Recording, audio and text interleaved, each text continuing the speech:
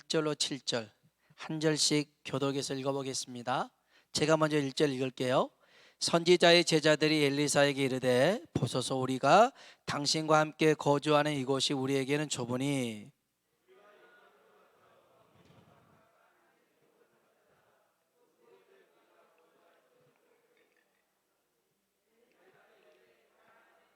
그 하나가 이르되 청하건대 당신도 종들과 함께 하소서 하니 엘리사가 이르되 내가 가리라 하고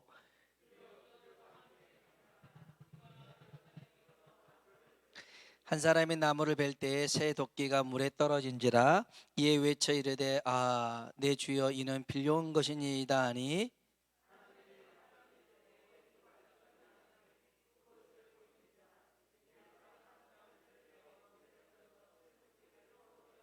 같이요. 이르되 너는 그것을 집으라 하니 그 사람이 손을 내밀어 그것을 집으니라. 아멘. 아멘. 할렐루야. 하나님의 은혜가 우리 가운데 임하기를 원합니다. 한번 인사합시다. 하나님의 은혜가 당신에게 임하기를 원합니다. 당신에게 임하기를 원합니다. 아멘. 한 번 더요. 하나님이 당신에게 복 주시기를 원합니다. 당신에게 복 주시기를 원합니다. 아멘. 오늘 말씀은 어디서 많이 들어본 것, 성경이 아니더라도 어디서 들어본 것 같은 말씀이지 않아요? 그 이솝 우화에 보면 금도끼, 은도끼 있잖아요. 그래서 정말 가난하고 착한 나무꾼이 있었는데 홀어머니가 병들어서 이제 나무를 베러 갔잖아요. 그래서 연못에서 나무를 베다가 도끼가 빠져버리잖아요. 누가 나타나죠? 희한하잖아요. 연못에서 어떻게 산신령이 나타나는지. 우리는 산신령을 알고 있는데 연못에서 나오니까 모신령 뭐 이럴 수 있겠지만 산신령이 나타나요. 그래서 하는 말이 뭐 들고 나오잖아요? 금도끼. 이 도끼가 네 것이냐 그랬더니 아니에요. 금도끼 제 거 아니에요. 그래 쑥 들어갔다가 은도끼, 그렇지, 은도끼 갖고 오잖아요.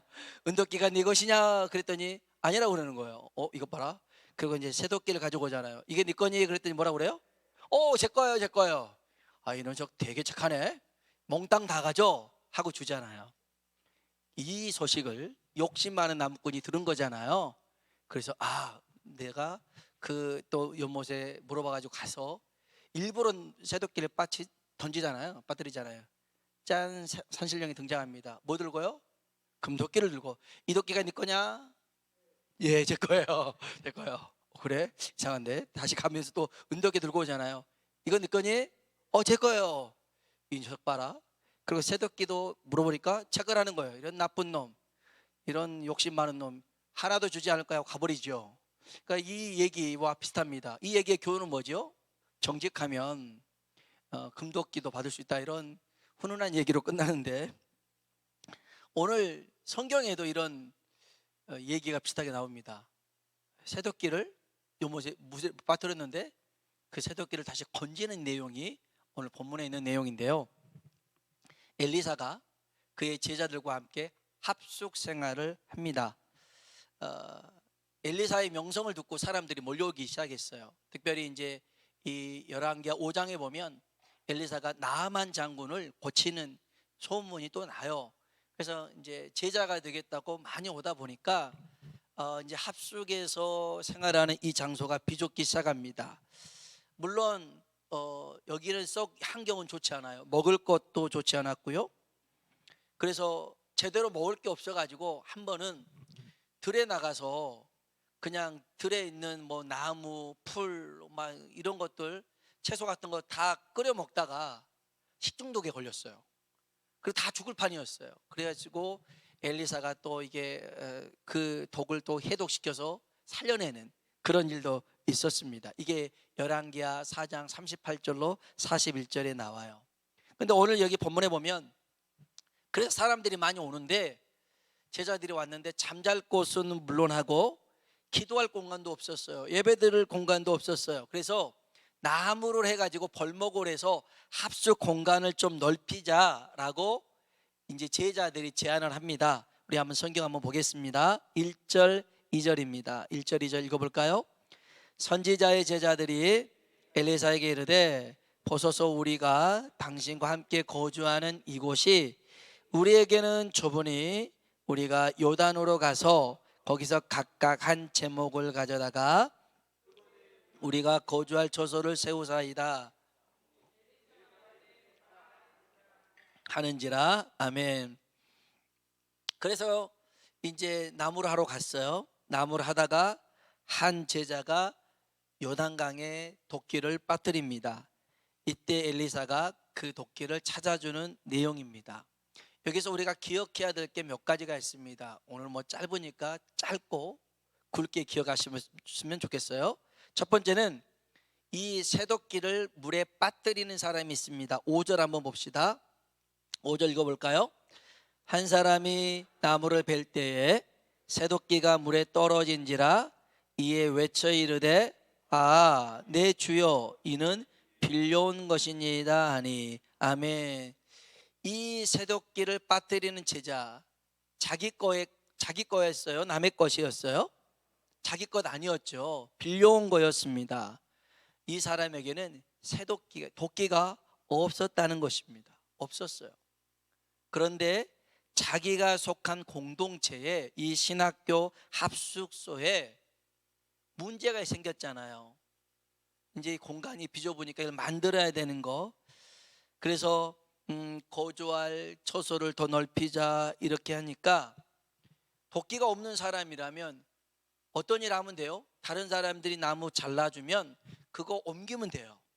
그리고 쌓아두면 되고, 그리고 이제 이거 뭐 묶으면 되는 그런 일을 하면 되는데 굳이 도끼를 빌려와서 이 일을 하겠다는 겁니다. 당시에 이 도끼는요 굉장히 귀한 물건이었어요. 쇠붙이가 흔하지 않았어요. 근데 이 사람이 자기의 이 공동체에 속해 있는 문제를 해결하고자 그를 빌려다가 일을 하면서 어려움에 빠진 거였습니다. 이 사람의 입장에서 보면 자신이 할 수 있는 일에 최선을 다했더라는 것입니다. 그럴 때 공동체는요 더 든든하게 서가는 것을 보게 됩니다. 아니 나는 없으니까 뒷짐지고 있을 수도 있잖아요. 그러나 내가 할 수 있는 일이 무엇일까? 내가 최선을 다할 수 있는 일이 무엇일까를 생각한 거였어요. 오늘 우리도 마찬가지입니다. 하나님 일을 할 때 여러분 정말 서로 앞장서서 최선을 다할 수 있는 그런 교회가 되길 주의 이름으로 축복합니다. 어떤 사람은 내가 아니어도 할 사람 많아 하면서 난 바쁘니까 자기 일만 하는 사람이 덜어 있습니다. 또 어떤 사람은 나는 잘 못하니까 해본 적이 없으니까 아예 쳐다보지도 않는 사람이 있습니다. 여기까지는 괜찮아요. 근데 어떤 사람은 일은 하지도 않으면서 그렇게 해서는 안 돼, 잘못했어 막 자꾸 일을 또 시키고 그러면서 더 이렇게 막 복잡하게 만드는 사람이 있어요. 이런 사람들이 많으면 공동체는 무너질 수밖에 없어요.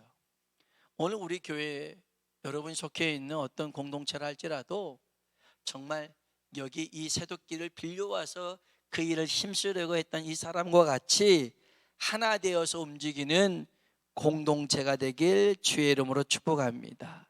두 번째는요, 우리 6절 7절 한번 볼까요? 6절 7절입니다. 하나님의 사람이 이르되 어디 빠뜨렸느냐 하며 그곳을 보이는지라 엘리사가 나뭇가지를 베어 물에 던져 쇠도끼를 떠오르게 하고 이르되 너는 그것을 집으라 하니 그 사람이 손을 내밀어 그것을 집으니라. 아멘. 성경을 읽을 때 또 어떤 분들은 또 이렇게 생각하시는 분이 있어요. 진짜야?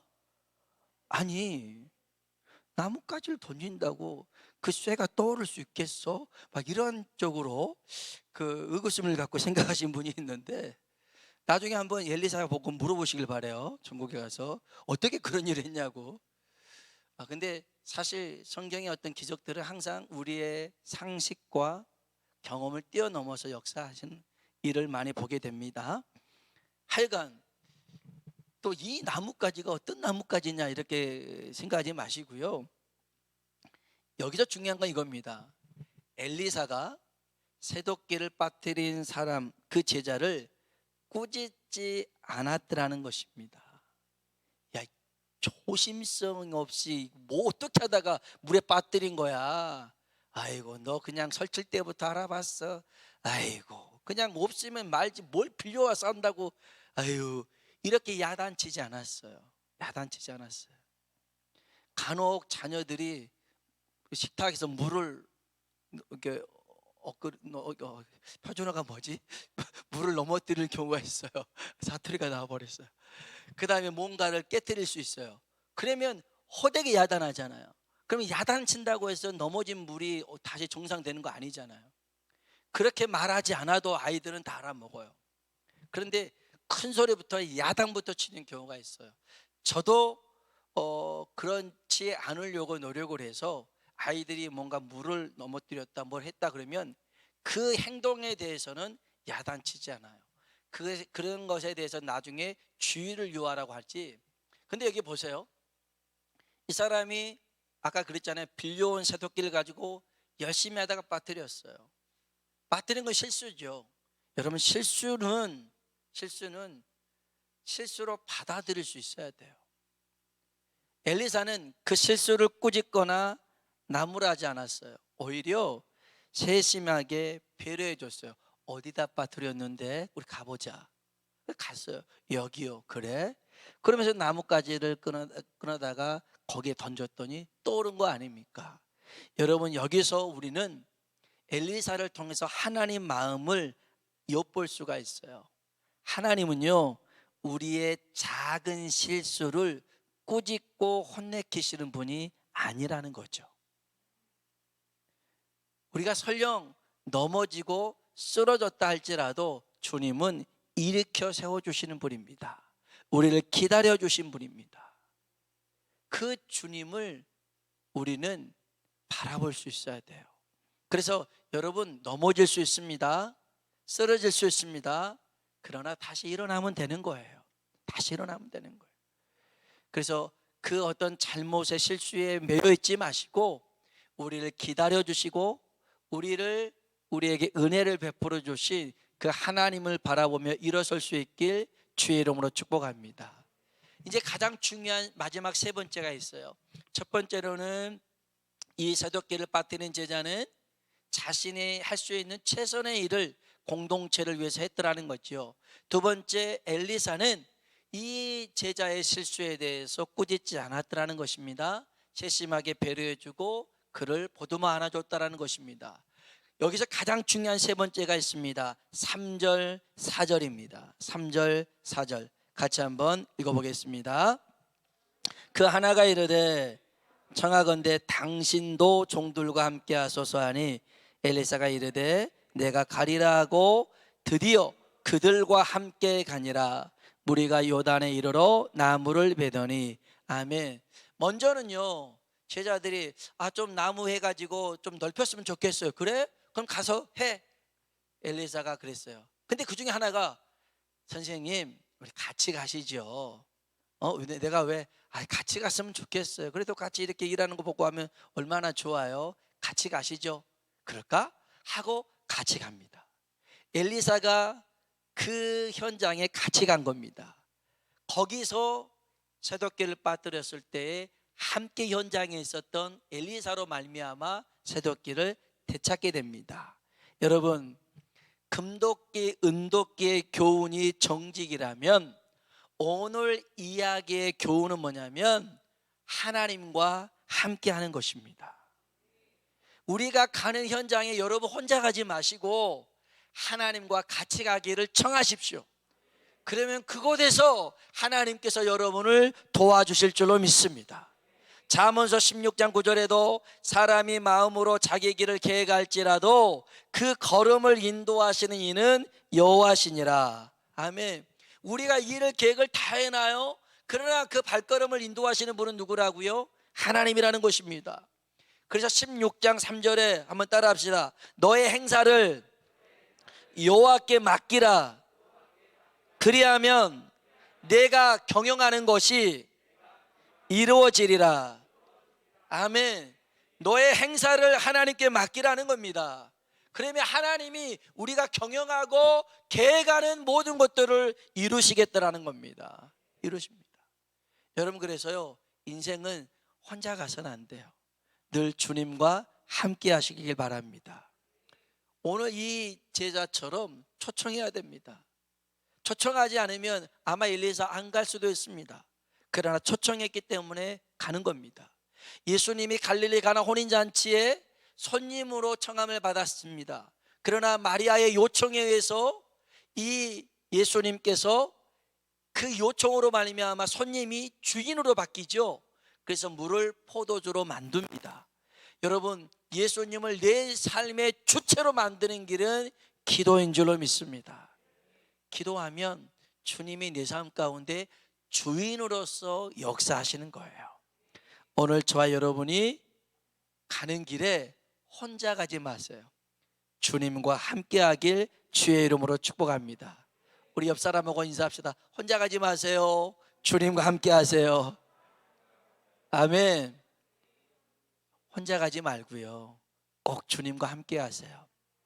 그럼 그 자리에 주님이 역사하실 줄로 믿습니다.